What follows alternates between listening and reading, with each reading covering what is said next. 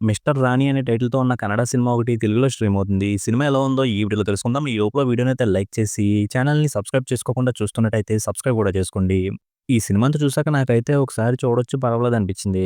ఈ cinema story line ఏంటంటే, ఈ సినిమాలో ఉన్న హీరోకి చిన్నప్పటి నుంచి హీరో అవ్వాలని కోరిక ఉంటుంది. కాకపోతే వాళ్ళ నాన్న బలవంతంగా ఇంజినీరింగ్ చేయించి జాబ్‌కి పంపిస్తాడు.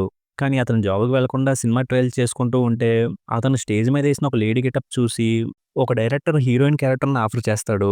దాన్ని ఎందుకు యాక్సెప్ట్ చేసాడు, తర్వాత ఏమైందనేది సినిమా. ఈ సినిమా మొత్తాన్ని ఫన్నీగా చూపించడానికి ట్రై చేశారు. కానీ ఫన్ అయితే మరీ బాగా వర్కౌట్ అవ్వలేదు గానీ, ఓకే. పర్వాలేదన్నట్టుగా సీన్స్ అన్నీ అలా వెళ్తా ఉంటాయి. ఇంకో మగోడు లేడీ గెటప్ ఎసాడంటే కొన్ని డబుల్ మీనింగ్ డైలాగులు లాంటివి పెడతారు. కానీ ఈ సినిమాలో అలాంటివి పెట్టకపోవడం బాగా అనిపించింది.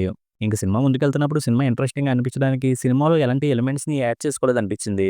ఇంక సినిమాలో హీరో వాళ్ళ నాన్నకి తెలియకుండా హీరో అవ్వాలని ట్రై చేయడం, హీరో లేడీ కాదనే విషయాన్ని కవర్ చేసుకోవడం, హీరోయిన్‌తో లవ్వు, కొన్ని ఎమోషన్సు ఇలాంటివి చూపించుకోవడానికి ఛాన్స్ ఉన్నా సరే వాటి మీద ఎక్కువగా ఫోకస్ చేయలేదనిపించింది.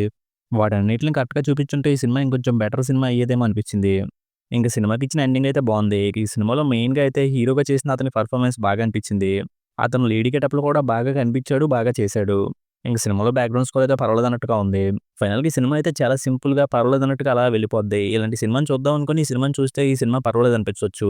ఇంక ఈ సినిమాలో అయితే ఎలాంటి అడల్ట్ కంటెంట్ లేదు కాబట్టి ఈ సినిమాని ఫ్యామిలీతో కూడా చూడొచ్చు. ఈ సినిమాకి నేనిస్తున్న రేటింగ్ అయితే 2.5 ఔట్ ఆఫ్ 5. ఇక వీడియోని క్లోజ్ చేసే ముందు వీడియోని లైక్ చేసి, ఛానెల్‌ని సబ్స్క్రైబ్ చేసుకోకుండా చూస్తున్నట్టయితే సబ్స్క్రైబ్ కూడా చేసుకోండి.